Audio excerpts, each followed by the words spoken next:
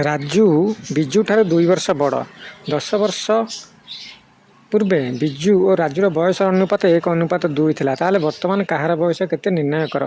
तेणु प्रथम एठारे आम बिजुर बयस x नवा तापरे राजूर वर्तमान बयस x+2 वर्ष हेब कारण राजू बिजु ठार 2 वर्ष बड़ 10 वर्ष तले राजूर बयस x+2 - 10 = x-8 वर्ष हेब एवं बिजुर बयस x-10 वर्ष हेब। प्रश्न अनुसार x - 10 by x-8 = 1/2 हेब।